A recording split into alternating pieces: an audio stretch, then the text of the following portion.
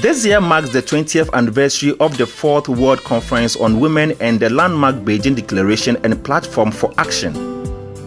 Considered the most comprehensive blueprint on advancing women's rights, the 1995 Beijing Roadmap was adopted by 189 governments. But 20 years on, what has been the achievement of Ghana concerning the Beijing Declaration?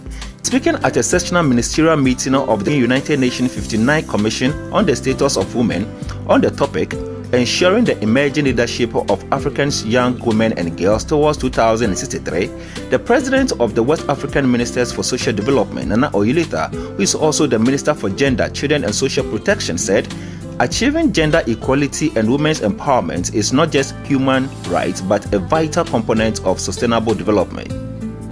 The 59th session of the CSW is momentous in a number of respects.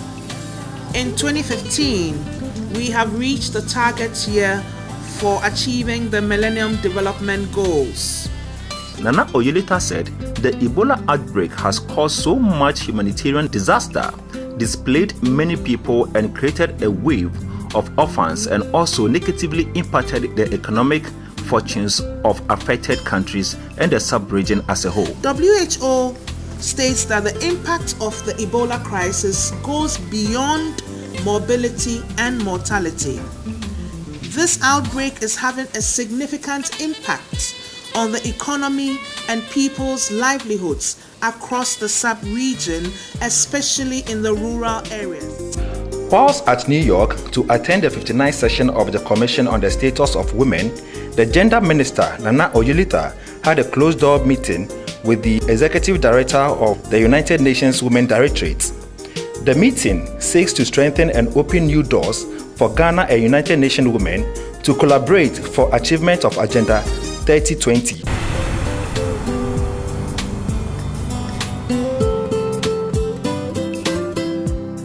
We're very grateful you turned out in your numbers to listen to the success story of Ghana's national women's machinery and also our challenges and prospects. We're very grateful.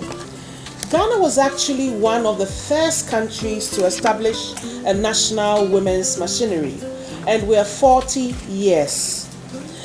Our national women's machinery was created on the 20th of February 1975, and this was in response to the United Nations General Assembly Resolution 961 that called on member states to establish national women's machinery. It was inspired by the declaration of the 1975 as the International Women's Year.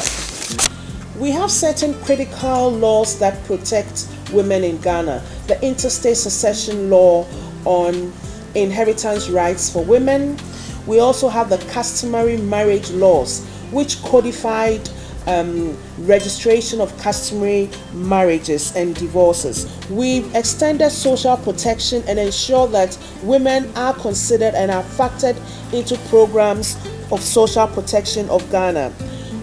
With the support of UNICEF, we have launched a campaign against child marriage. Now we come to our challenges. The socio-cultural influences still plague us and impede our progress in ensuring that women's rights are protected, are realized, and then also women are able to exercise. We also have inadequate resources. Less than 1% of government resources goes into our ministry. Then gender budgeting is still an issue for us in terms of making sure that even the local government budgets adequately reflect and address gender equality. We have issues with enforcing existing laws that criminalize cultural practices. These are some of the challenges we face, and I'm sure the other speakers will speak on their perspectives. Thank you very much for the opportunity. We've seen that journey from the National Council for Women's Development to the Ministry of Women. One thing that we really appreciate is your emphasis on implementation of the framework.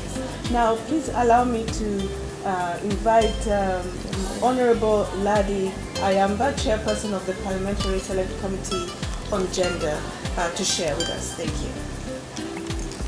The Parliament of Ghana, as we know, is a legislative body, and we have always made sure that with laws, especially when it comes to women, we put in our effort.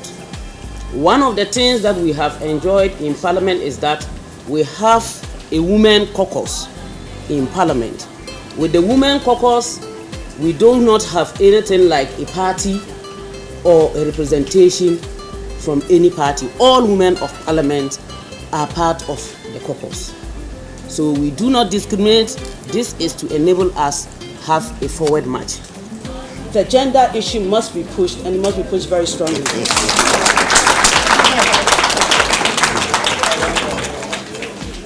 In terms of legislation side, I think one of the things we need to do is also to elevate the issue, a lot of the laws to the level of the regional economic cooperation. For instance, FGM, CFM are things that must be taken up at the ECOWAS level. And I'm happy that our minister is also chairing the ECOWAS Committee of Ministers. So that if CFM or FGM is criminal in Ghana, it should be criminal in Togo and in Burkina Faso. So you cannot just cross the borders and go and commit the crime. After years, we've done a lot of the hard hitting. Maybe we should change our strategy. I think the message should be more aspirational than accusatory. So rather than saying that we want this, we should also start explaining why we want it. Why do we need gender equality? And it's because gender equality is good for everybody, not just for women. There is no need for the poverty or at the state that you're in. It's how do the community, I'm talking about your sons, your husbands, your brothers, can share those natural resources for sustainable and economic development for Mother Africa. And you can make that happen as mothers, as queen mothers of the continent of Mother Africa. And that's what I leave with you for the future of our children yet unborn. And I thank you. If you notice the whole world, how many years we get to it's only 2085 we'll be able to achieve a parity if we continue like this. That's what they said. Now, if you look at it, until we pierce the party politics, parliament, through the way our grandmothers organize mobilization, I like what you are doing, say, fill the parliament. From there, party feeds parliaments. And parliament really feeds executive and judiciary. Until we are there, we can't make it. But we vote for men, and when they come mobilize, when they need voting, they don't come to me, Regina Educated, or to you. They get the women in villages to vote. When they finish, they take them away and make me minister, and tomorrow they can get rid of me. So I'm a loser, my sister is a loser. I want us to really come together and do that. And that's the only thing I wanted to say, because you have everything in place, but please look at how we penetrate party politics and parliament. Thank you very much. I want to thank Ghana for the role they've played so far in the fight against Ebola in our country through the leadership of the president of ECOWAS. Because I was there when he went to Sierra Leone, when he told my president that, look, if other countries have isolated you people, I as chairman of ECOWAS will not isolate you. And that is why I have come here as a sign of solidarity under the ECOWAS and the MRU issues. So all I will say, I hope and pray that I'm glad that UN Women is here. You see, yes, indeed, our budgets are very low. Only that when my sister said they were like about 1%, so I turned to my director of gender. I said, hold on, I think we are better than me. 1%. But on a more serious note, I am one person that believes that there are resources out there. And I will plead, Mr. MC, I really want the UN women to hear this, please. I'm pleading with the UN women to take leadership of the gender agenda. So it's upon us to encourage more men, because whatever we are trying to do for the girls, especially our adolescent girls, the men have to understand and they have to accept it so that our girls can achieve. But let me say to members of parliament, members of civil society, I'm very pleased to see the kind of level of work that's being done with the Minister of Gender, Children and Social Protection from Ghana. This is what we talk about when you talk about collaboration. You have the three branches of government, but one cannot function without the other. And civil society has a big role to play. And as we look at not just government, but let us look at the private sector too when we talk about gender equality. We've left the private sector out, especially in our national action plan. We need to now start including the private sectors. Women just not need to go to parliament, but they need to be CEOs. They need to be head of all our oil companies. They need to be head of our universities. They need to be just not elected officials and ministers, but beyond that. Thank you, Ghana. How do we ensure that women, that governments invest in women in adequate amounts commensurate with women's potential contribution to the economy, the cost of the gender gap, and the right of women to development? Thank you very much for the fact that you are thinking of working beyond your borders. It is really very important for us to sustain our development. You've mentioned the importance of engagement with private sector and also engagement with traditional and religious leaders.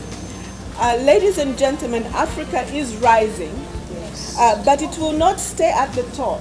It will not remain a dynamic force in the global arena as we talk about in Vision 2063 unless women are respected and unless Africa invests in its women and youth. Ladies and gentlemen, welcome to the Ghanaian Dream 2030.